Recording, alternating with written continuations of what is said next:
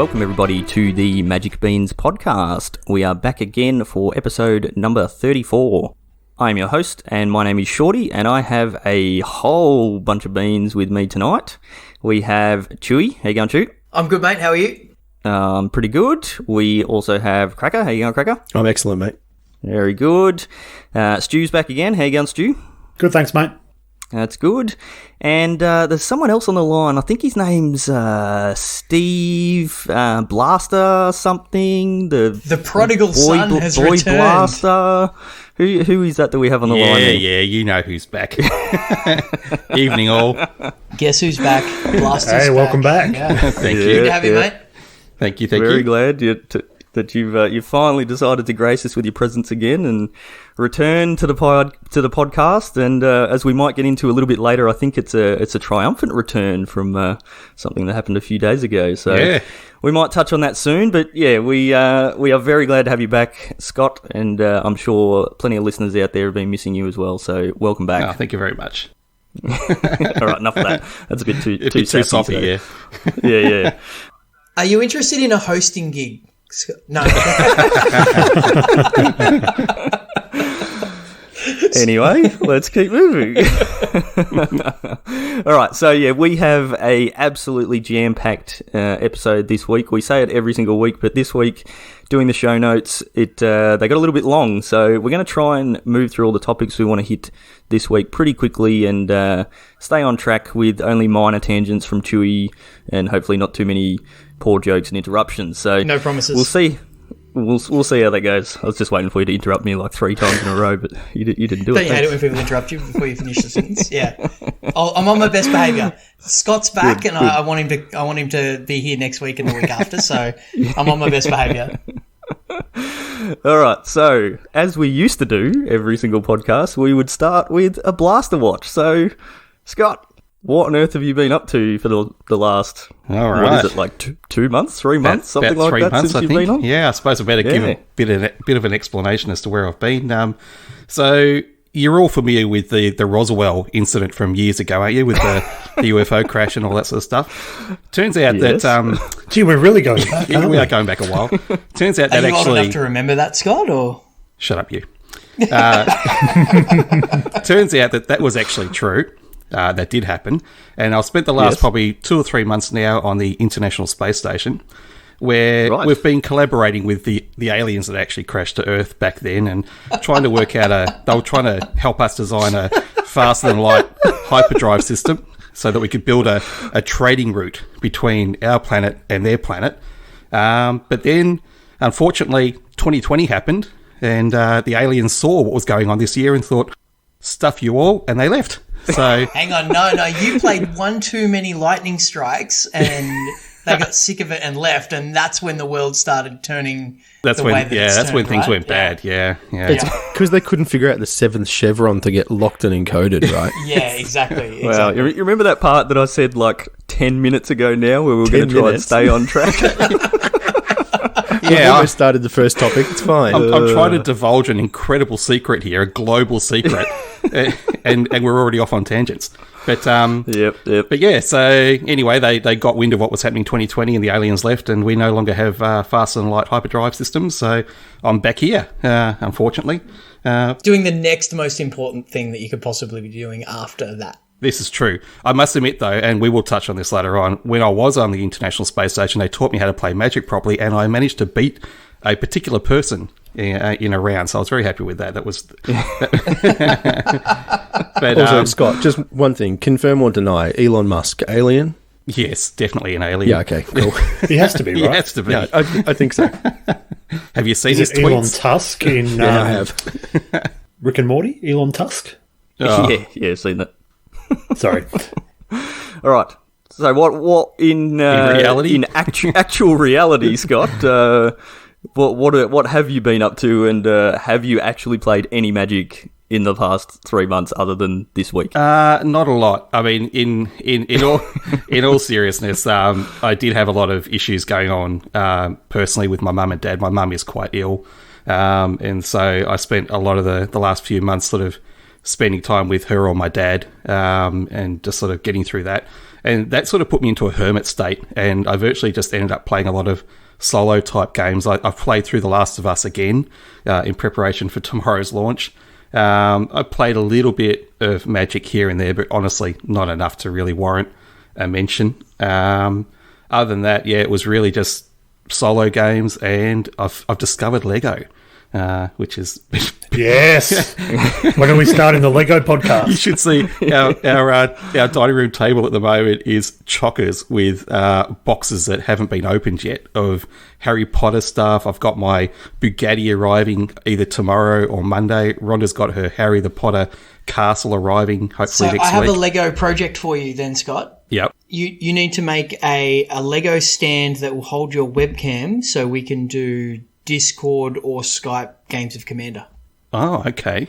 Yeah, nice Yeah. little side project there for you out of Lego. Okay. Well, you know, You do that and then I'll copy it. Be perfect. but Put a video up on YouTube, and probably a whole bunch of people around the world will copy it. So yeah, go for it. Make sure it's on the Magic Beans YouTube channel. put a label on Subscribe, it, click the bell. Thank you. Yep. copyright it. Yep, That's it. sweet. But no, that's about it. It is good to have you back, mate. Really good to have you back. you. I appreciate it. Glad to have you back. Did you? Is this timing of you coming back somehow related to a certain signature spell book with a red planeswalker on the front of it? Oh yes, I told you guys the other day I've ordered it already. I think Shorty brought it to my attention about a week or two ago, and I think 5 minutes after he first brought it to my attention, I'd already ordered it. And then he brought it to my attention again, I think, a few days ago. But by then it was too late; it was already on order. But like, I'm not planning to do anything with it apart from frame it. I think the cards look amazing. It's right on theme with what I love, and I think having that Chandra square in the middle of a frame with the other 8 cards around her, it'll just make a nice little thing for the wall. But Yeah, so this is the signature spellbook Chandra, which got announced like in March. It was months ago, and we sort of saw 1 or 2 cards from it, but hadn't seen anything for ages. And we've actually had it as a note in our show notes for months to talk about this when you finally came back, and you came back just in time for it to be released. I think it gets released next week, June 26th. is it 26 or 28? What I'm looking at is 26, but that'd be American, so Oh, yep. we'll get it on August or something. Every time I look at the art of this, I just have to pause and stop for a moment. That Pyroblast is... Yeah, so we've seen the signature spell books before. So we've had the Jace one and the Gideon one. I think this one is the best. I think the art on this is the best. So this is, spellbook Chandra. You've got Chandra Torch of Defiance with, some really cool Chandra art. Past in Flames, Cathartic Reunion, which is Chandra hugging her mum that she thought was dead, I think. Fiery Confluence, Pyroblast, which looks awesome. Great flavor Pyromancer text, Ascension. really good. Yep. Young Pyromancer and Rite of Flame, and the art on all of them looks really cool. So I'm really looking forward to seeing what you do with those, Scott, and once you get them all framed, because that's going to be very cool and definitely pride of place on the wall, I reckon. Yeah, I already know what sort of... It's going to be a brass type frame with black inlay. Nice. I'm going to have it looking quite nice. Yep. Well, make sure you take a picture of it and send it to us, and we'll put it out on all the socials, and hopefully it'll give some other people some inspiration to do something similar. Hey, Scott. Yo. There's one card in there I'm not sure you actually want to put on your wall. So if you want to donate it to the Cube, because Pyroblast says counter target spell, right? Yeah. And you don't want counter spells on your wall. So if you want to put that in Chewy's Cube... No, but it says counter target spell if it's blue. Yeah, that's exactly it's right on That's the Destroy perfect target card. permanent if it's blue. Take that, Jace. Why do you think I wanted it for the blue-red deck? Yeah. All right, so we've mentioned it a few times that you actually got to play some Magic this week, Scott, and that was for a certain person's birthday. So, Chewy, you turned, 52 this week? 65, yeah. Right, okay. No, Jeez. it was my last birthday in my 30s, actually. So, not 39. far off what you said. So, not too much of an exaggeration, but I'm getting up there. But, Yeah. So, your birthday earlier this week, and we had a bit of fun, safe to say. So it was amazing because it was a Tuesday, and we managed to get a whole bunch of the Beans and some of the other guys to actually take the day off work and come to my place, which was great. So we had the Beans. We didn't have Chris because he's under a bit of potential COVID lockdown. Stay healthy, Chris. Polywaffle. We had... we had his brother. It's close enough. Chris 2.0 with another guy, Zach, and J-Mud from our Discord made the drive up, which was awesome. It was good to meet J-Mud in person. He's been really active on Discord and in our leagues and events and such, so it was really good to put a face to the persona and play some games. And it was an opportunity for my wife to take some photos. She's got a bit of a startup going at the moment with sort of event planning and birthday party type stuff. So we did a children's style party table which was all, magic themed, magic related, and so she could take some photos. There was a bit of fun where the cake had the art from Clan Ironworks printed on it. That wasn't too bad. It was very, very on brand for me, so I enjoyed that. But we did a couple of drafts throughout the day, which was really, really fun. So we finally, after over a year actually, got together and drafted my cube, which was really fun. It's like, I love cube. It is my favourite way to play Magic, and the cube's just full of my favourite cards, basically, in each colour, and, my favourite strategies, and watching everybody kind of agonise over the 4 first pickable mythics, the 3 first pickable rares, the 5 first pickable uncommons, and whatnot in their opening. Just about everything is first pickable. Yeah. So it's really, really fun to do that. So your cube you'd call probably like a legacy cube. There's no power in there. No power. There's some powerful cards, but there's also white aggressive decks, mono red burn decks are supported, as well as some combo decks. Like I had Channel and Emrakul in my deck, for example. So you can definitely do some busted things, but I've still got beat down by Dark Confident and small white aggressive creatures. So you did.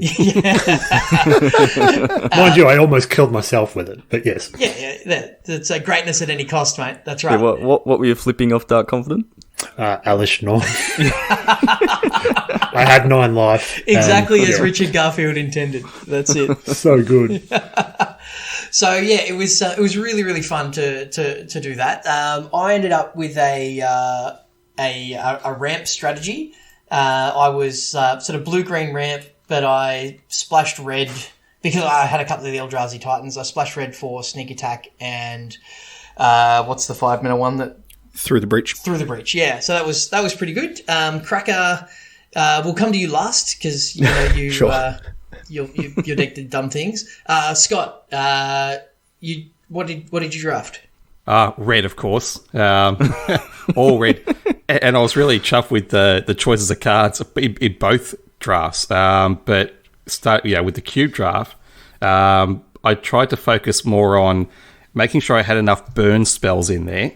And then I think it was in that draft where I also made sure that a lot of my creatures had boosts to them as well. So cards that would actually just boost their attack, or mainly their attack. I don't think they boosted their defense at all. But I saw that you won a game with a Fire Blast sacrificing 2 mountains. That's a good feeling, isn't it? Yeah. Well, there was actually it was a great feeling. The one game I was that against Stew? I think it. Yeah, it was. It was. Yeah. And I mean, true to my tradition, I totally misread things, and you did have a little outside help. I did have a little bit of outside help, yeah. And it was more the case that it wasn't so much the card that I hadn't read properly; it was I wasn't keeping track of the actual life tally, and so Stu was on 4 points of health left, and all I had to do was I cast a couple of spells to bring him down to 4. But didn't think, okay, if I sacrifice these 2 land cards now and cast that burn spell, he's dead. And it was purely because I just wasn't paying any attention to how much health he was on. So yeah. Stu's very distracting to have across the table. So, it's true. That's good. And Shorty, you were passing to me in packs 1 and 3. And I was in the ramp deck, so I'm assuming that you weren't ramping at all because I was getting we were sitting right next to each other and we both drafted almost identical decks. both in blue-green ramp, and I splashed black for a bunch of removal spells, but yeah, like I finished the draft and looked at my deck and went, well, I've got like 35 plus playable cards here. I don't even know how to build this deck. And yeah, it turns out Chewy's sitting next to me, who's also got a deck where he's going, yeah, this deck's great. So you might need to tinker with the some of the ratios that you've got in the cube, Chewy, all the colours are equal. There's an equal number of green cards, equal number of blue cards, etc. But I think might just be some of the archetypes are a little bit too deep. Yeah, potentially. Might need a bit of tinkering with. But yeah, it was good fun. I did horribly. I took pack 1, pick 1 was Birds of Paradise, which I don't think I've ever done. I'm usually like Scott, drafting the mono red or the red white aggressive decks, and I went, nah, I'm going to take this Birds of Paradise, and I very swiftly went 0-3. So serves me right for not sticking to what I know works for me. And one of your losses, Scott might have alluded to a little earlier. Yeah. Is that the first time you've beaten Shorty in an actual match of something? I think so. I reckon it probably is. Definitely beat me in random games here and there. Random games when we've been in an actual match. Yeah, definitely. Yeah, that's true. Yeah, when we've been over the road and just having dinner or something like that, I've beaten you a couple of times. But yeah, in a proper competitive format, definitely. Was that first draft or the second draft? Yeah, that was in the cube draft. That was the cube draft. I don't think we played in the chaos draft. Yeah, well, you beat me fair and square. Played well and smashed me. So, and I'm 0-2 in the last 2 limited games against Stu as well. So I've got to get back into form there as well. So, yes. So well done to Stu. Stu, what was your archetype? White, black. So my pack 1, pick 1 was Sword of Fire and Ice. Yeah, 10 minutes before that, I was saying if you get Sword of Fire and Ice in your pack, that's your pack 1, pick 1, and I got it. Nice cold shot. Yep. And in the same pack, there was a Stoneforge Mystic, which I hoped would wheel, and it did. So hang on. It's not just a Stoneforge Mystic; it's a set foil Stoneforge Mystic. A set foil? No, you're right. You're right. It's a beautiful card. It's really important to say that. Yeah, it is a beautiful card. So yeah, I was on a white-black equipment type deck with some Planeswalkers in there as well. Protection from red and blue, but went really well. I went 1-2, but I was in every game I played, and it was a lot of fun, and it did what I wanted it to do for the most part. And I think that's the key with Cube. If your deck gets to do its thing and you still lose, you still had fun because you probably lost to something cool. So yeah, it's not too bad. So Cracker somehow 3-0. 6-0 or something, right? Yeah, we did. And on to the next topic. Yeah. So what's the next thing we're talking about? That's fine. You just had drafted all the counter spells, right? Put it this way: I had the same number of counter spells as creatures. Yeah, okay. I had one more creature. I picked so one like pack Shorty 1 said, I need bribery. to tinker with the ratios a little bit and maybe remove some of the counter spells. No, that's fine. Yeah, I picked one pack 1 bribery, which lets you search an opponent's library for a creature card and put it into the battlefield. And the first 2 opponents that you had, which were Shorty and I, both had Eldrazi Titans in our deck, right? So, it was good. Yeah. So you got some good matchups there for your deck as well. So well played. Thanks. And after didn't drop a game, Cracker, so very well done. Yeah, that's impressive. Yeah, but just before we started recording today, he was showing us his way that he could shuffle his deck that he wasn't actually shuffling. So Dude, I got some card manipulation. I think that's got a little asterisk on it now. So make sure you cut your opponent's deck. Public service. All right. So let's talk about the Chaos Draft where Scott kept just threatening my creatures and then killing me with them. Yeah. Goat nap. he goat napped. He's like, I go. So I had this Phyrexian mana 5/5, and so I paid 4 life to get this 5/5 out, and Scott's like, untap, steal your 5/5, smack you. I'm like, I go to 1, he goes, shock you. I'm like, oh my goodness, this is just dead. Yeah, that was me so fast. That was in a the fun cube draft. He killed me twice by stealing my Wormcoil engine, so that was fun. Awesome.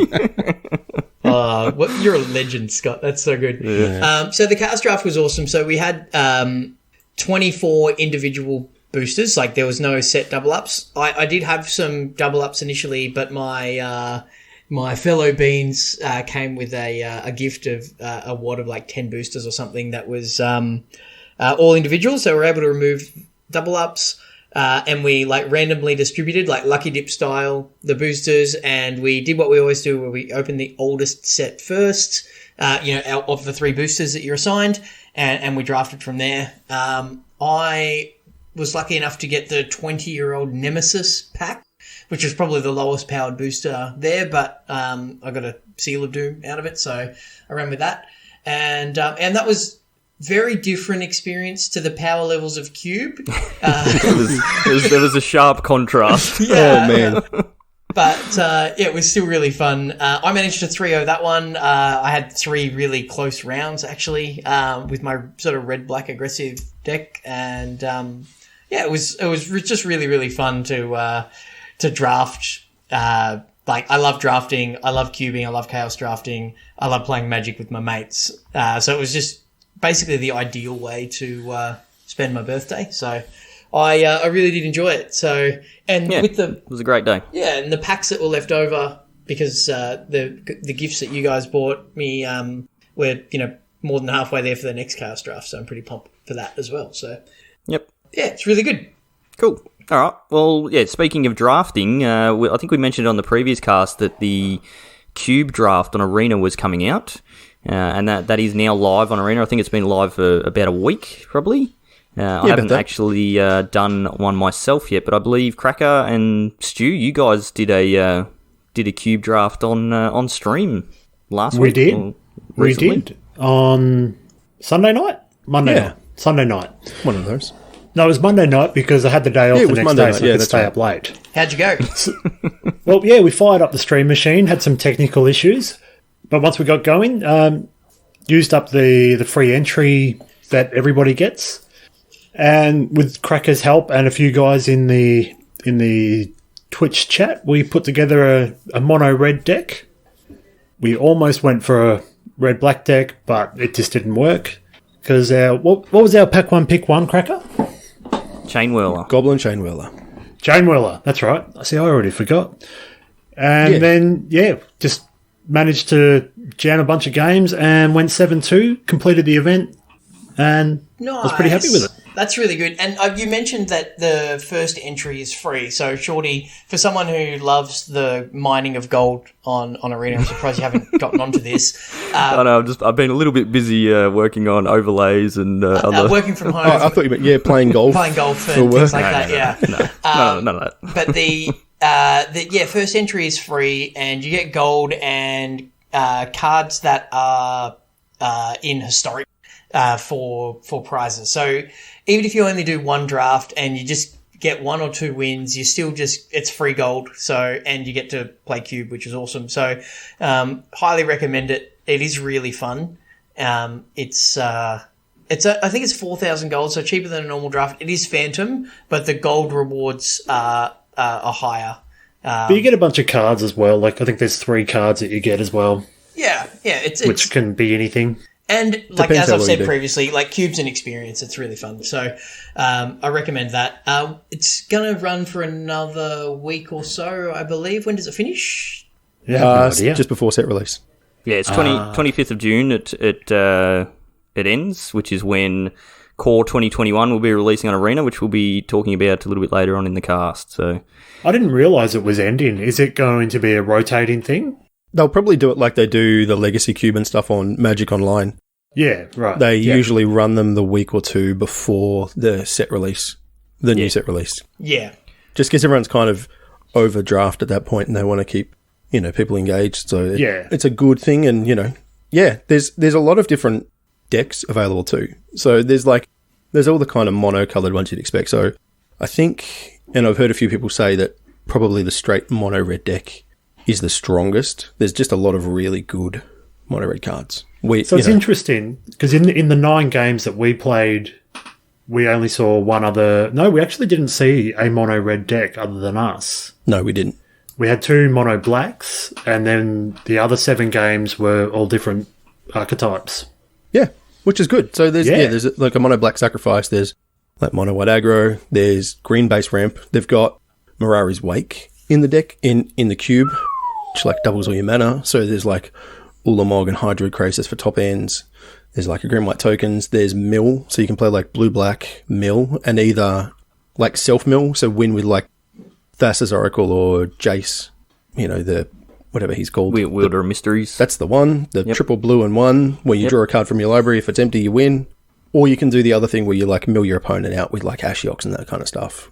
There's Golof's Field of the Dead piles, blue white flies, blue red spells. So it's kind of just like the best version of every normal limited set. So it's not quite like the cube we were playing where you build like super busted archetypes, but it's close. It's just probably a little bit better balanced. I don't know. Maybe. The aggressive decks are actually a bad deck. What can I say? I mean, I don't know what you're talking about, man. My deck was fine. It's actually quite heavily slanted aggressive. Yeah, so for sure. It seems pretty hard to put together a good control pile because, you know, you lack the depth of decent counter spells and card draw. You know, it's just that your historic card pool doesn't lend itself towards that. It's not what Wizards has done recently, is stack-based interaction, really. It's kind of more, you know, on the board, which is fine. So if you can, you know, just go, well, I've got a really good mono red, let's go. Because Stu was like, I need a win, man. We've just been getting crushed in the league. He'd had a rough couple of days, and I was like, all right, well, we can get some wins with mono red. And the deck was great. We cut some really, really good cards, and yeah, just Stu's companion, it turns out, is Embercleave. Yes. Opening hand every time. Just opening hand except for like 2 games. Yep. Must be nice. Yeah. I'm playing 4 Embercleave in Constructed a lot of the time, and I can't draw it. Yeah, wins games, time. Man. It wins games. Yeah, it really does. We had a blast, man. I've done 3 or 4 cube drafts now, and I haven't got to 7 wins yet. So you're crushing the limited formats there, Stu. But I not to go on a tangent. Sorry. Do it. No. I'm finding that I'm actually really enjoying limited now that I've played it a bit more. Yes. Because for a long time there, I was quite apprehensive about it because, hang on, I've now got to build a deck. I like to net deck. It's so much easier. But it's so much fun. Yeah, it's the best way for anybody who's like relatively new to Magic or played casual. I know I've said this before, but if you want to level up, if you want to go from an okay player to a good player, or a good player to a great player, limited is such a big part of that. So highly recommend that. But yeah, end tangent. I've drafted the Jace Thassa's Oracle combo. I've drafted blue-white skies, and I've got green-white tokens at the moment. There's an enchantment that says whenever you make a token, put a 4/4 angel into play. And I've played 1 game so far, but I put that into play. Then next turn I played a land and passed, and in their end step I cast the March of the Multitudes? March of the Multitudes, and put like 7 4/4 angels into play, untapped, and then I drew the whatever the overrun card is. The one, that was pretty fun. So nice, yeah, fantastic, cool. Yeah, so this is probably something good for you, Scott. Like what we did with Stu. I don't know if you got a chance to watch the stream, but yeah, Stu got on and drafted, and Cracker basically sort of talked him through draft picks and gave him advice on what to pick, as well as the people in chat. So I know we sort of talked about it ages ago about getting you onto a stream to do something like this. Yeah, this is probably actually a really good opportunity. Let's lock this in. Lock it in. Yeah, because you can probably get on and just force mono red just to stick with something that you're 100%. Comfortable with. But it'd be a really good learning opportunity for you to do. And I think you've got basically just over a week to play this. I think we need to lock in finding a time for you to do that, Scott. Yeah, no, it sounds good, because that was going to be my question. I was a bit confused as to whether Stu and Cracker both jumped in to the same game at the same time, and I thought, oh, gee, how do you do that? But so in this case, it was mainly Stu was playing, but Cracker was... Yeah, Stu was driving, and he just shared it into Discord, and I was just watching, and we were just on a call talking through. Jump onto the Twitch channel that'll be there as a VOD, and have a watch. And for anybody else listening to this that doesn't follow us on Twitch, give us a like. That'd be great. Thank you. Yeah, so it is definitely a very good way to learn. And you know, if you're in our Discord and you're listening to this and you want to do this sort of thing, then we're more than happy to do it if we can find the time. But more than happy to do this with people. You might not always get the best advice. There were plenty of punts 3 mana based on burn Kraken's spells kill advice. seven toughness things. All right, I don't know what you're I made talking enough about. bad choices myself. But it's definitely a good way to learn. So while this cube draft is on, and especially while it's free, I think it's a good opportunity to get in on. So give it a go. Would recommend. I'd definitely be keen to give it a go if someone wants to. Cool. All right, we'll try and tee that up off recording, and look out for that on stream hopefully this week. Cool. So we're going to try and smash through the next few topics because we're already starting to get long. We've got a lot to talk about. So there was an announcement recently in the last couple of weeks that SCG, the Star City Games from the States, that they have a big tour series prior to all the Corona lockdown stuff. We spent a reasonable amount of time talking about results from their tournaments that they run. We haven't seen anything from them once Corona hit and all the events got cancelled, and they finally decided to run their own online series. So it's pretty similar to how CFB was doing their Magic Fest online series. So there's challenges running every day. There's 6 challenges. They're $20 entry. You play 4 rounds of Swiss, and basically you play them and you earn SCG points. So if you go 4-0, you get 10 points. If you go 3-1, you get 4 points, and you get a little bit of store credit. So you can sign up to as many of them as you want and start accruing points. And then once you get up to 10 points, you get entry into a qualifier that has 10 grand in prizes. And then based on how you go with the qualifier, or if you play bulk events, once you get to 100 points, you qualify for their season championship, which has 25 grand of prizes. So it's a pretty similar structure to how they run their regular paper SCG Tour series, where you go to their events and play and you earn those points and qualify for certain things. They've just moved it online. So if this is something that interests you, I'm interested in it, but I probably won't end up playing it. I don't think I played any of the Magic Fest online events, and I don't think any of you guys did either. Yeah, I did a couple. Chewy, you might have played. Yeah, you did a couple. Yeah. Didn't do very well, but I did a couple. Yeah. That's probably why we didn't talk about it. Yeah, moving on.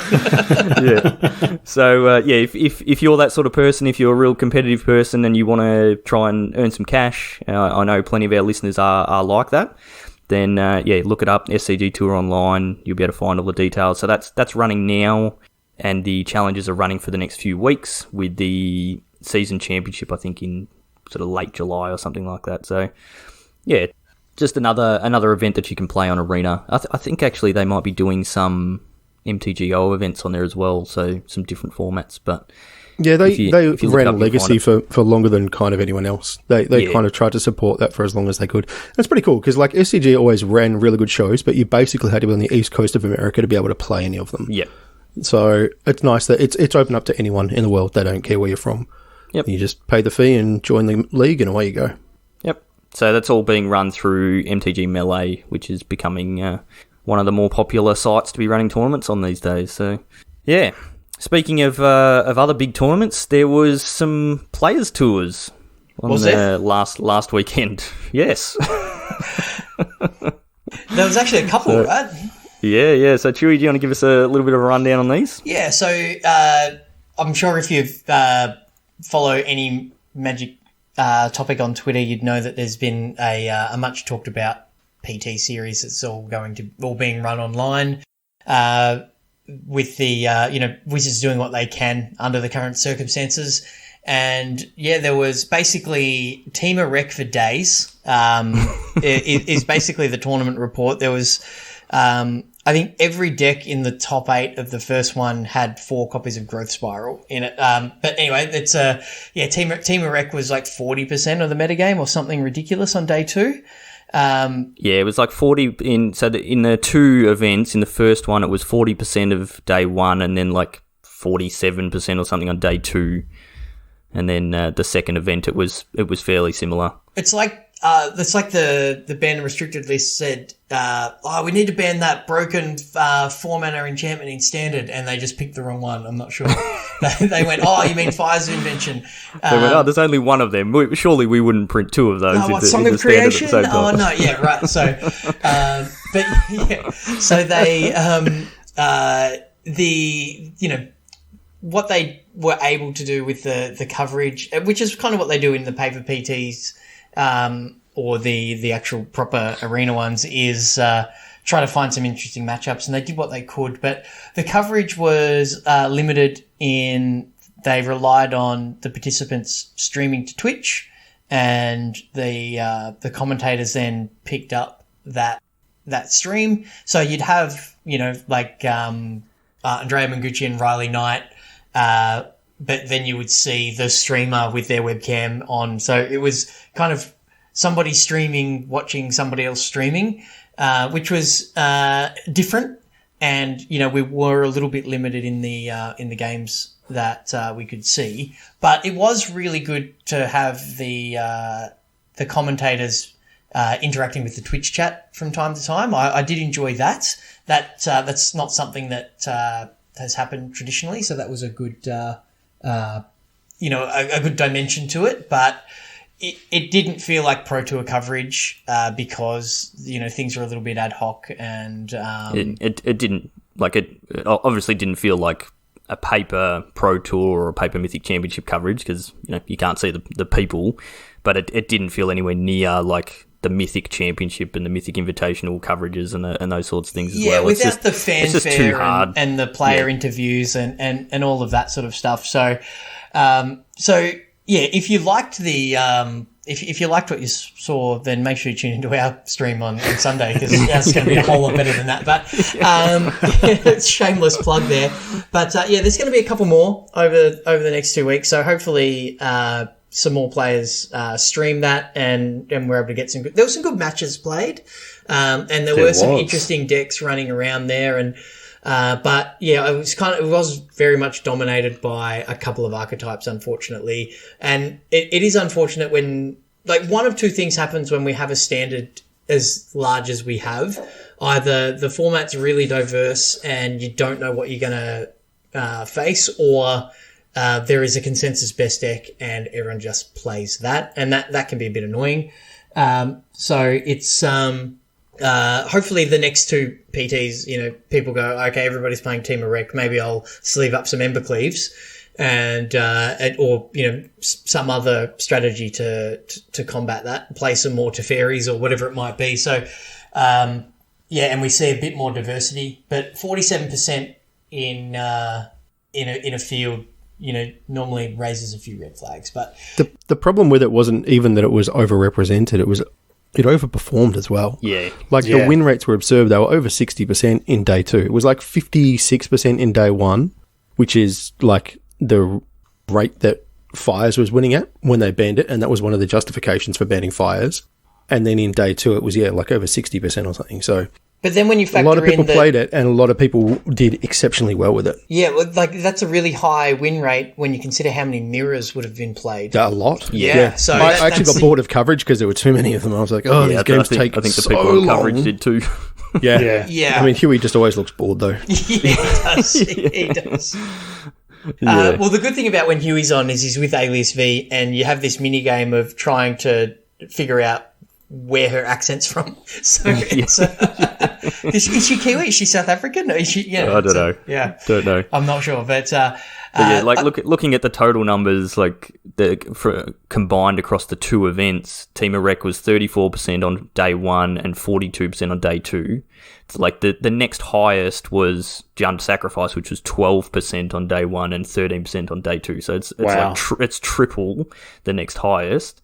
Yeah, and the total win rate across the whole thing is 56.6%, which is huge. That's massive, yeah. So, and that 10 to 12% is what you expect to see, a deck representing that portion of the metagame, right? So, well, when decks have hit 20% in the past, people are like, whoa, this is hugely dominant. Do we need to do something here? This is a problem. 1 in 5 matches is this deck, and it's nope. it's 1 in 2. Yeah, Yeah, that's crazy. And so it's winning. I guess that's the big question is, are we going to see a wilderness reclamation ban? No. You reckon they just leave it? So it's got like 3.5, 4 months sort of left in standard before it rotates out. Yeah. I You think think they're just gonna leave it? If the next Yep. two PTs have the same representation and the same win rate, I think they'll look at it, but I don't know if they would ban it. But I think they'll definitely have the conversation. You know, I was going to say the conversation will be that M21 is about to drop, and that will shake up all of the format, and there's no way that the best deck that's completely busted will get any cards from that to make it better. What? Rewind. Yeah, and we'll talk about that in a minute. But I don't think that. I'd be surprised if they did it, given it's only got 3 months left. Who Even knows? though they Maybe they'll probably do should some. have at the Maybe time. they'll do some spicy unbannings to try to shake the format up a little. I don't know. just take Oko back. everything off the ban list. They Why not? brought back Rampaging Frostodon, right? So maybe yeah. there's something lurking on the ban list that we've forgotten about that they'll bring back to try to. Oh, Oko? No, maybe no. That helps, Team Barek. Let's not do that. Yeah. So Anyway, so that's so it's happening. This is what we've got, at least for the time being, as far as the highest level of Magic. It's not what we're used to. It's not as good as what we love, but it's what we have currently. So watch the coverage and enjoy it if you can. Yeah, I think there was a lot of complaining, as we always say, by the pros and those sorts of people. It's just a blanket standing statement. Yeah. A lot of complaints that it didn't feel like a pro tour and that sort of stuff. They didn't get the experience, and how are you ever going to replicate? Like we were sort of talking about this when we were at your place the other day, Chewy. You've been to one pro tour in Kuala Lumpur, and you always talk about how cool that was and the people you got to meet and just the whole experience. Yeah, absolutely. And this is just never ever going to compare to that because you're sitting at home playing on your computer. So yeah, you're in your tracky pants. Yeah. Yeah, it is what it is. Like this is the best that they can do. They can't do anything more than that. So I actually think it's really unreasonable for people to try and compare the two. Yeah.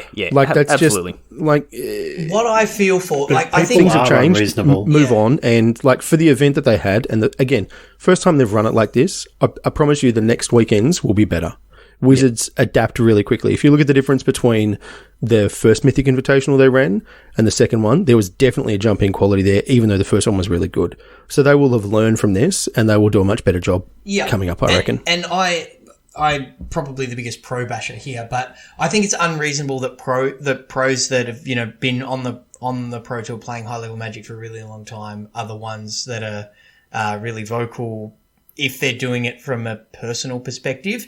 If they're voicing concerns for the one shot or the first time people, like the people that have qualified, this was their first time they've ever qualified and maybe the only time they will ever qualify, they're the people I feel for because they didn't get the experience. But for the people that are on the quote unquote train, if they're complaining, then I think that's not justified. But for, the average kid who, spiked his PTQ or, managed to squeeze into the Mythic Championship, the arena, whatever it's called, and, this was their chance and they didn't get it, then, that's who I feel. Because, they missed out on that, so. Yep. So there's another one. I think I completely forgot to put the dates in, but I think there's one more this weekend coming up and then another one the following week. So, I'm tipping we don't see any bans between now and then, but if we see a similar meta game after the next two, I'm tipping that we probably will get a ban, even though we're getting a rotation in a few months. So, but we'll see. Stay tuned for the next episode and we'll go through that. But like Cracker said, there is a whole new set that's about to get injected into Standard, so hopefully that will be changing things up at least a little bit. I don't think we even talked about any preview cards on the last podcast, and I think between then and now we've had the entire set released. I think we'd seen Ugin and Azusa. Yeah, okay. But yeah, we now, as of I think yesterday, we have the full card preview, so that's all out. Everyone's got access to that. So we thought we'd just go through and talk about a few cards each, a few that we want to highlight.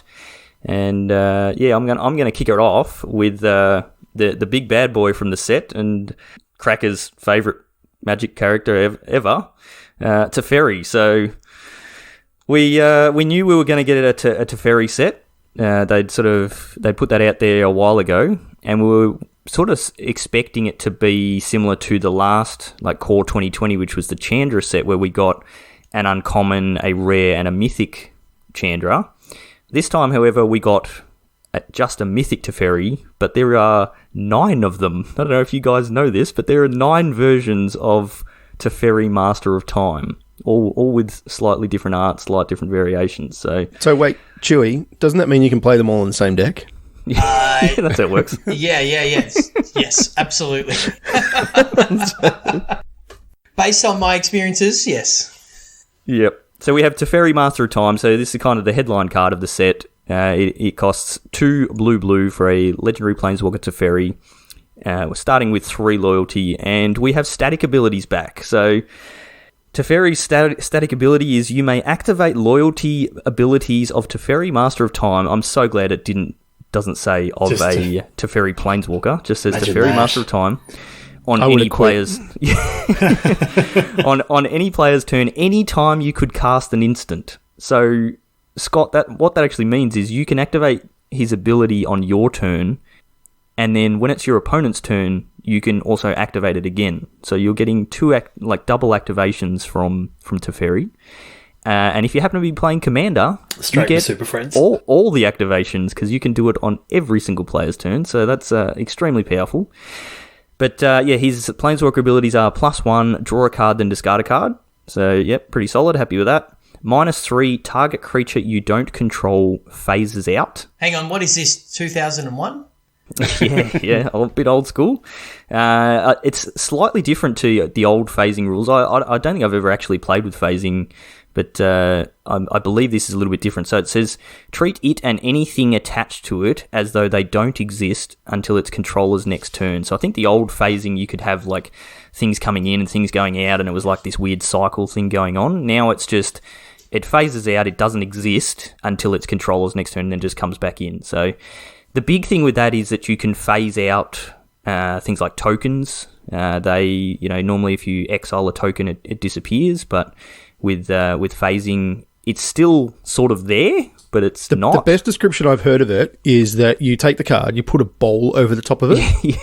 Right? Yep. And it's gone, but it's not. And then when it's your turn, you take the bowl back off the top, then it's back again. So you don't get exit the battlefield abilities, you don't get enter the battlefield abilities. Make sure the bowl doesn't have soup in it when you tip it. Well, yeah, sure. Figurative bowl. Figurative, all right, guys? Yeah. Come on, we can do this. Yeah, so you don't get all those triggers from things leaving the battlefield or entering the battlefield, that sort of stuff. So that is important to remember. Obviously, Arena will take care of all that sort of stuff for you, so that makes it easy.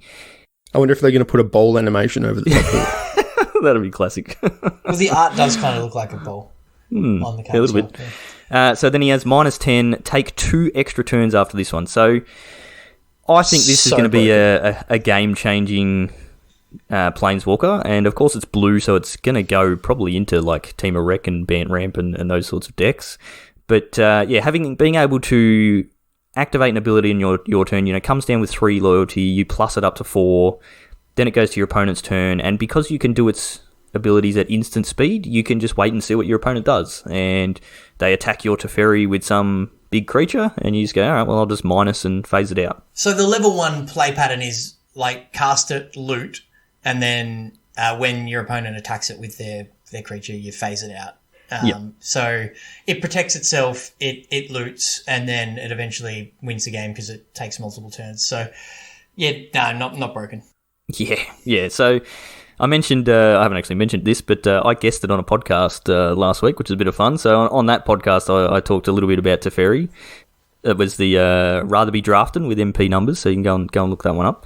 But one thing I mentioned on there was that it's going to sort of change how you play, because it's almost like playing against a deck with counter spells where you kind of have to bait your opponent into using the ability before you kind of do what you want to actually do. Like when your opponent's got counter spells, so you cast a spell hoping that they'll counter that one, so then you can actually cast the one that you want to do. Because you can only activate Teferi still once per turn. So once they've activated it, it's done. So going to be very interesting. I see this deck definitely changing the way people play, and could be a bit of fun. So I think that's enough about Teferi. We could talk about that for ages. So we're gonna move on. Stu, do you want to give us one of your preview cards? Yeah, so we'll start with a new one. Elder Gargaroth. He's a massive dude. Or beast, rather. Costs 3 and forest. He's a creature beast with vigilance, reach, and trample. And whenever Elder Gargaroth attacks or blocks, choose one. Create a 3/3 green beast creature token, gain 3 life, or draw a card. And he's a 6/6. So naturally, the Timmy in me saw this card and just went, "That's amazing." So, I love it. This is anybody who says power creep isn't real. We just need to have a look at green creatures 10 years ago, which we saw in the Chaos draft on the weekend, and green creatures today, and we can see that. I mean, like, this is basically just this is Colossal Dreadmaw. He's just bad He's just Uro, leveled guys. up. Uro costs 3, gains you 3, draws you a card. Yeah. And gets to put a land into play. I'd be conceding at that point. I don't know if this card will see constructed play, but I'd be very happy to open this in a limited. Oh, and limited, this is an absolute house. Yeah, for sure. But in constructed, it doesn't have any enters the battlefield triggers or anything like that. And Uro is just way better. So absolutely. But it's a card that's going to appeal to the newer player. You know, we've all been to that point where we're like, but it's a giant green thing and look at all this text on it. It's going to be great. It gains life and whatever. But it's a very cool card, and it'll definitely appeal to a certain demographic. And is that Little Birds of Paradise in the art as well? Yeah, it looks like it. Oh, there you go. Yeah. Yep. Yeah, pretty cool. Yeah, pretty cool. Cracker, you want to give us one of yours? Yeah. I'll give the sweet one. So there's a card called Terror of the Peaks, and speaking of cards that I don't know if we'll see play or not, but whatever. So it's 3 red for a 5/4 dragon flying. It says spells your opponents cast that target Terror of the Peaks cost an additional 3 life to cast, and whenever another creature enters the battlefield under your control, Terror of the Peaks deals damage equal to that creature's power to any target. So sweet in like Commander Dragon decks and those kinds of things. It's gone straight in there. Yeah. Combo potential in some older formats as well, maybe. Well, I showed it to my Dragon wife Storm. and it was spoiled, and the first thing she said was, "Can I have one in my dragon deck?" Yeah, this has got Jack written all over it, doesn't it? Oh, yeah. Are you calling Jack a terror? Or a dragon. No. Wink.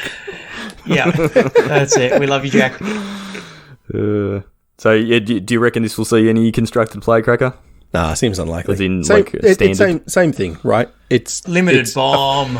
It's a 5-mana creature that doesn't have an enter the battlefield effect. You have to then cast a bunch of creatures afterwards for it to be gaining its second ability, and 5-mana spells in standard these days just win the game, right? Or put you at such a huge advantage that the whole game revolves around this, where, like, if I have to Heartless Act this and pay 3, okay, sure. So, I don't know. It's sweet. I'd love it if it was good. I don't know if it will be. If it had haste, maybe. Yeah. Like, then you start looking like Stormbreath Dragon and Glorybringer. Like, they have all seen play, and I think that would make it worthwhile at the Mythic slot. And you might have to cut some of the other rules text off it, but given it doesn't have haste, I think it struggles. Yeah. I wonder if you could put this in a bit of a combo deck with like the Mutate deck with Auspicious Starrix, and you flip this, you flip a big pig and a few other different things all off the one trigger and get all the triggers and then give all your other haste. And if mutating triggered into the battlefield effects, then I'd be all about that. But no problem. It does limit it a little bit. And if you flip the big pig anyway, you're pretty much just killing people, so it doesn't really matter. But this is a card that you want to open in the pre-release, right? If you have this in play and then you cast the Elder Gargaroth and put the 3/3 into play, then you do 9 damage or something. That's pretty sweet. You've also opened 2 mythics in your pool, so you're pretty pumped So about you're the fact that it's days. not one of our standard pools that we get. No, it's not. It's not. So I think this Terror of the Peaks and the Gargaroth is part of the cycle, like a mythic cycle of monocolored. So there's the Massacre Worm, and I don't know what the blue one is, and the white one I think is Baneslayer. Baneslayer Angel, yeah. Yes. Yep. So, which is it's a good card to have back in standard as well, I think. Yep. All right, Chewy, speaking of good cards that we're glad to have back in standard, give us one of yours. So a reprint that I'm excited about. We mentioned Uro just before, so this is a really good card against Uro. Scavenging Ooze. So if anybody has played sort of modern or played when this was in standard, this is a kind of a staple in the green mid-range deck. So for those who don't know, it's a rare, Sprinted rare. It's green and 1 for a 2/2 creature Ooze, and it has an activated ability of pay a green, exile target card from a graveyard. If it was a creature card, put a +1/+1 counter on Scavenging Ooze, and you gain 1 life. So this card is it's a great utility creature. It's cheap against control decks, so it's an early threat. It's really good against the graveyard strategies because you can instant speed exile target card. Exile target cat. Target cat, yeah. Exile target cat from after the oven activation. And it also, against aggressive decks, creatures die in creature mirrors, and this gains life and gets really big. So it's just a all-round good card. So and I think it will play a really important part in standard. So the cards that we've spoken about so far, Teferi will see constructed play, but the other two are very cool cards, but probably not going to have a big standard impact. Given that Uro decks, every deck in the top 8 of the PT on the weekend had Uro in it, right? So Scavenging Ooze is a really good answer to that. So I think it's going to have a big impact. So either play it or be prepared for it would be my advice. So, yeah, Scoos. Also sort of control the graveyard for, like, cycling decks and things like that as well. So, anything that has any relevance with the graveyard, Scoos is just such a good answer. And the showcase art is beautiful. Oh, yeah. Yeah, definitely want to crack one of these. It's some very cool art on that. Yeah, absolutely. Yeah, not a fan. Hate this card. Yeah. Next. Yep. All right. Scott, give us one of yours. Wow, I've got to go with my sweetheart, don't I? I've got to go with Chandra. Of course. Heart of Fire. She's 3 and 2 reds. Obviously, a legendary planeswalker. She's got 2+1 options. The first one is discard your hand, then exile the top 3 cards of your library until the end of your turn, and then play the cards exiled that way. Her other +1 is just deals 2 damage straight to the target. It's just a shock. Just a shock. And then she's got her -9, which is to search your graveyard and library for any number of red instant and or sorcery cards and exile them. Then shuffle your library. You may then cast them that turn, and you add 6 mana to it, 6 red mana. So quite a nice little shock and burn type card there in the end, if you can get up to that 9. So 2+1 abilities is 2+1, nice. Yeah. It reminds me of my other Chandra favourite card from other deck. She's got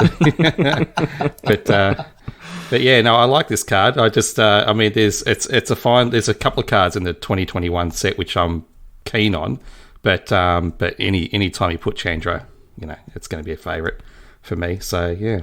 I like that. Yeah, 5 mana is a little bit hard. Like you're probably going to be wanting to play this in like mono red. Yeah. So that you can, the first +1 where you've got to discard your hand isn't a huge issue. Hopefully you've already got no cards in your hand. You're effectively drawing 3 cards, but hitting 5 mana can sometimes be an issue. Although we have been doing it recently with when we're playing Obosh in mono red. So it might be good for that. It could be a good card to bring in for some of the grindy games.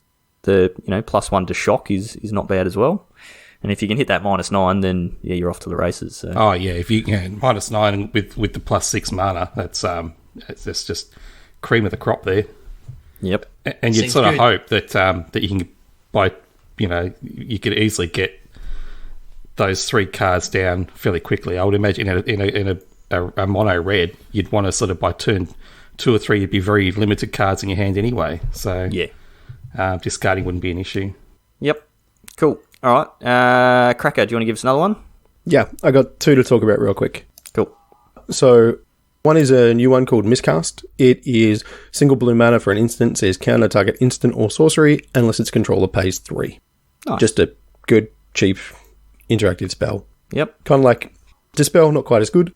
And the other one is a reprint called Rewind, which is 2 blue for an instant that says counter target spell, untap up to 4 lands.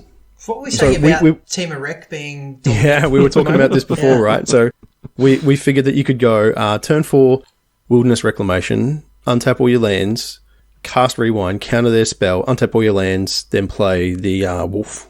Seemed like a really good... Ambusher. That's the one, Nightpack Ambusher. Yeah. Seemed like a really good sequence of turns. So counterspells are good. 4-mana counterspells generally don't see play. 3-mana counterspells sometimes see play, but this one is effectively free. So I expect this will be a... I'm not going to say it's a 4-of because we don't have any really hard control decks at the moment, but I expect you will see this, particularly in any of the ramp strategies or anything like that. Yeah, I can see 1 or 2 copies being slid into a... How good is it in a Nissa shell, by the way? In a which, sorry? In a Nissa shell, where you untap 4 lands, and it's only cost you 2. Yeah. Oh, yeah, that's untap all your breeding pools. And yeah, exactly. Anyway. Yeah, I've definitely played a lot of that card in my time and had a lot of fun with it. So glad to see that one back again. I think that's been reprinted a couple of times, but it's a good one. And you've got another one to talk through here, Shorty? Yeah. So I've got Gadrak the Crown Scourge, which is 2 and a red for a 5/4 legendary dragon. Being a dragon, it has flying, of course. Gadrak the Crown Scourge can't attack unless you control 4 or more artifacts. At the beginning of your end step, create a treasure token for each non-token creature that died this turn. So a treasure token is an artifact token that you can tap and sacrifice it to add 1 mana of any colour. So it generates the artifacts. So it's a 5/4 flyer for 3 mana that can't attack, but it can still block. So we've seen in Standard get pretty heavily played the Lovestruck Beast. That is a 3 mana 5/5 that can only attack when you have a 1/1. So it's similar to that, but tacking flying onto this makes it a whole lot better than just a 5/5 beater on the ground. In Modern and Pioneer, I can really see this card being an absolute house. Yeah. So it's sort of... I see this going in like the Jund Cat decks, where you're playing some artifacts already, you're playing Witch's Ovens, and you're generating artifacts in your food tokens. So it's probably not that hard to get to 4 already, but all you have to do is sacrifice a cat a couple of times in a turn, and you've generated some treasure tokens, and then you can swing in with your Gadrak, and then you can then use those treasure tokens to then cast more spells and dig deeper into your library and that sort of stuff. Cast your Bolas Citadel.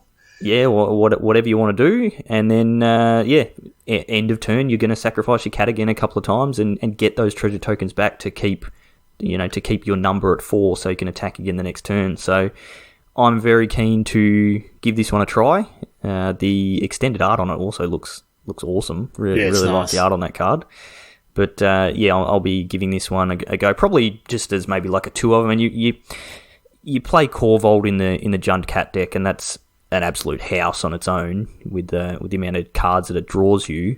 So I could probably see this going in as a 2-of.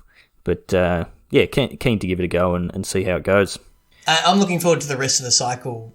So we have Gadrak, Mishap, and Abednego. But oh wow! Okay. All right. Who's got one left? Stu, you want to give us your last one?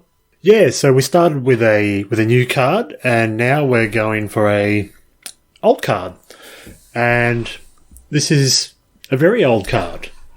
Grim Tutor. It hasn't been reprinted at all, I don't think. No, it got printed once, I think, in Starter. 1999. Yeah. So, this is its very first reprint. Costs 1 black. It's a sorcery, and it's a tutor, obviously. Search your library for a card, put that card in your hand, then shuffle your library. You lose 3 life. Solid card. Yeah. I don't know if it'll see play in Standard. I'm not sure. Yeah. I'm not sure. It might. So am I right in that it obviously hasn't been legal in Modern, so now correct. it will be? Yep. Yes. And Pioneer? Yes. Yeah, so I think this is one of those reprints where it's like, we want this for other formats. And it's not too broken in standard, so we're happy to put it in there. And also just like getting the supply out there. So the one single version of it from starter 1999 is worth over $200 Yeah. for a card that doesn't really see much play. That's Commander, man. Yeah, it's it's really good for Commander. So but just getting it into a standard legal set is pretty good, and it's already selling at $25 US. So it's probably going to hold its value. I have a number of these. Okay, the starter ones.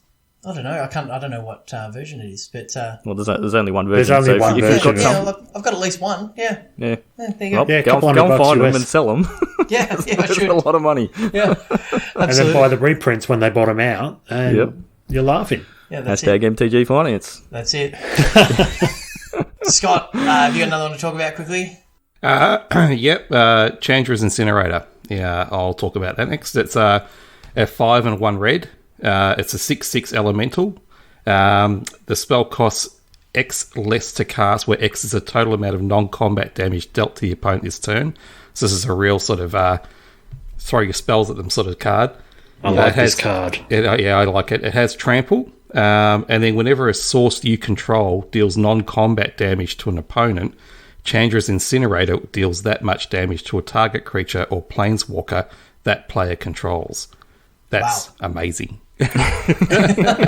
Yeah, that's so cool. And in a deck where you've got heaps of spells going off, fireballs and stuff, it's dirt cheap to bring on. Hopefully, yeah. So in Modern, you can cast this guy on turn 2 because you can go turn 1 suspend Riftbolt, turn 2 some other burn spell, even a shock. So you Riftbolt them and then you shock them. And then you use your other mountain to cast this guy on turn 2. So it's probably pretty likely that you'd be pretty easily able to play it on turn 3 in those decks. And you can probably play it on turn 3 in Pioneer as well. In Standard, maybe not so much. But it rewards you for burning them, which is what you want to do anyway. And then once you've got it in play and you burn them some more, which is also what you want to do, it does even more stuff. It continues to do the damage. And being a 6/6 with trample is a huge gain for mono red, because often mono red gets stuck where it, your opponent gets a few blockers out and you've got all your 1/1s and your 1/2s and stuff, and you're just going nowhere. So having a 6/6 with trample is pretty big game for mono red. So I think even if you get a 2 or 3 mana discount, like if you're paying 2 and a red for this guy, you're pretty happy with that, especially in Standard. I actually think this goes in the Cavalcade shell. Yeah, with Cavalcade it's nuts. You get so many triggers. Because you can just sort of go like 1-drop turn 1, 2 1-drops turn 2, Cavalcade turn 3, and then this plus something turn 4, right? Yeah. Easily. Yeah. And then all your Cavalcade triggers are then doing extra stuff. Exactly. Then you get to shoot their planeswalkers. It seems awesome. And it gives you that punch damage as well, which Cavalcade decks kind of ran out of because they were all 1-power dudes. You're like, all right, well, I have a 3/4. What are you going to do? Yep. I've got the perfect answer to a Cavalcade deck in my next card, which is go for it. Chris Kaveratek. Kavrik the Spiteful is a legendary creature, human warlock. He costs 2 and 2 black. He's a 3/2, and a very simple one line of text is other creatures get -1/-1, and that's that's a take that cat. There you go, Scott. That's a good one. But also take that everything in the mono red. Everything in my deck. Yeah. Yes.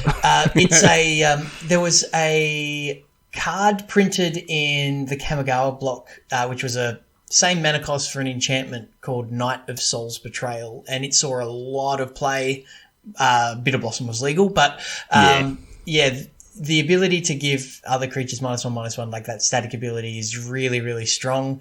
I expect this to hang around in some numbers in any sideboard that can cast it, essentially. So classic sideboard card, I think, and maybe some copies in the main deck, depending on metagames.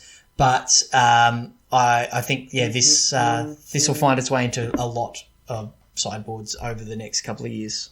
Yeah, I think if mono red stays as a big part of the metagame, people will definitely be running their sideboards. There's a fair bit of support in this set for continuing a white weenie sort of theme. So if that does pretty well, then yeah, this is definitely going to be a sideboard card. But it's one of those. It's obviously not a main deck card unless there's some sort of funky combo with it. But yeah, we might see it in the sideboards depending on the meta. So we'll see how that shakes out. So we're going to leave the Core 2021 discussion there. Core 21. Yeah, the whole set. Yeah. Whole set is out now. It gets released on Arena on the 25th or 26th of June. So yeah, that's basically in a week probably from when you're hearing this. So it's not very long until you'll actually be playing with those cards. I've already ordered a box and a bundle of this, so I'm definitely looking forward to cracking some of those packs in the next couple of weeks. And in typical Wizards fashion, we went straight from Core 2021 previews into Jumpstart previews because they started today. I don't know if you guys have seen any of those. Cards. Yeah. We're not gonna discuss them. We don't have the time for that. But yeah, we mentioned Jumpstart when it first got announced, and yeah, we're starting to see cards for that already. So if you're seeing cards coming out over the next couple of weeks, that'll be what they're for. And once we have a bit more information, maybe on the next cast, we will talk about those. So the last thing we wanted to talk about, which we've mentioned a couple of times already on this cast, and we've definitely been talking about it over the last few episodes, is our league finals. So our May and June league has almost wrapped up, and we've got a few more matches left to play in Group A. I think both you, Stu, and Chewy, you've got 1 or 2 matches left to go, and I think, Stu, you're still live for top 2. I'm still live. It seems unlikely at this point, but I'm still live. Plunks, if you've held out in the episode this long, like I'm trying to, I've been playing arena tennis with one of the guys trying to get our match happening. So doing my best.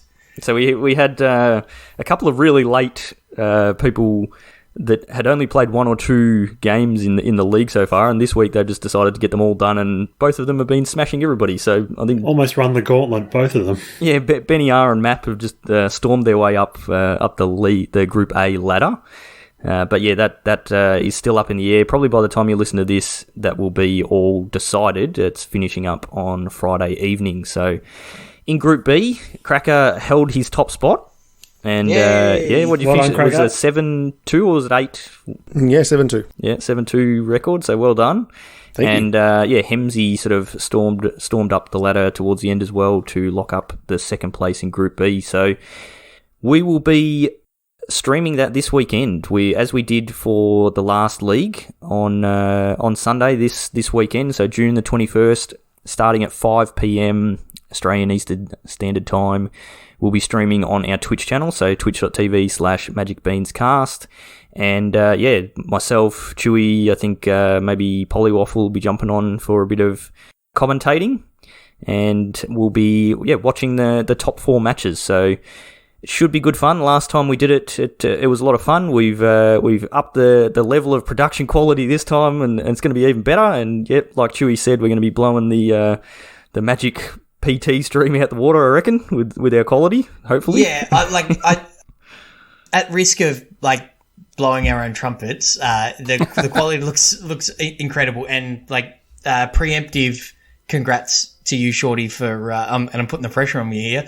It looks awesome. I think we did a good job last time, but we knew that we could do better. It was our first run, and it's a lot better than I thought it would be on our second run round. I'm really excited about it.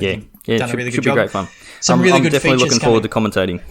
Yeah, absolutely. And, when Cracker loses his first round match, he can jump on and do some commentating with us as well. So that'll be great. And, no. I mean, I've been expecting to lose the whole time, man. It just didn't happen very much. I don't know what's going on.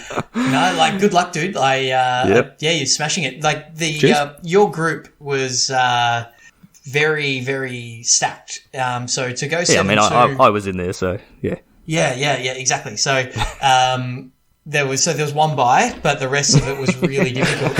So well done, because 7-2 in that field is an achievement. So yeah, the stream 5 p.m. this Sunday. Make sure you go and find us on Twitch, twitch.tv/magicbeanscast. We've got a whole bunch of arena codes to give out as well. So we've been racking those up through the content creator program. So definitely come and watch and get active in the chat, and we'll be giving out tons of those codes. We've got heaps of them to go, and I reckon we'll do a giveaway of some gem codes. So we've got a couple of 1,000 gem codes to give away as well. So come and watch us, set an alarm in your phone or whatever, 5 p.m. this Sunday, and come and watch and enjoy the stream. It's going to be a blast. So that'll do us. We've gone very long this week. I think this is probably the longest episode we've done. We had a lot to talk about, and it's all Scott's fault. Yeah, you all miss me too much. Yes, definitely Scott's fault. Maybe we don't want you back. No, that's not true. We definitely do. So it's about that hosting job. Yeah. Yes. All right. So, yeah, if you do want to get in on the league that we've just been talking about, you can do that through our Discord. So our Discord is open to anybody to come and join us. You find the link for that always in our show notes or on our Twitter or Facebook. So, yeah, just look for us pretty much anywhere. Twitter, Facebook, Twitch, YouTube, everywhere. Just search for Magic Beans Cast and you'll find us on all those places. And come and join us in the Discord. We have a very active community and we love chatting with all the people in there. And that will give you access into our leagues that we run that are free with prizes, so always good. If you need to buy yourself some paper cards, you can find some good deals at mtgcardsales.com.au and use the discount code BEANS15. They've also been nice enough to provide us with some vouchers that we use as our prizes for the league, so thank you very much to those guys. If you want to find us on Twitter, as I said, we are at Magic Beans Cast. I am at Peace Inc. Chewy, you are? At Chewy MTG. Cracker? At Joel_Hill_. Stu? At Chewy. And Scott, do you remember what yours is? Yes, at The Real Blaster. Very good. All right, so that'll do us this week. Thank you, everybody, for listening. If you managed to get all the way to the end, thank you very much and appreciate it. Come and watch our stream and take care of yourself. We will see you next time.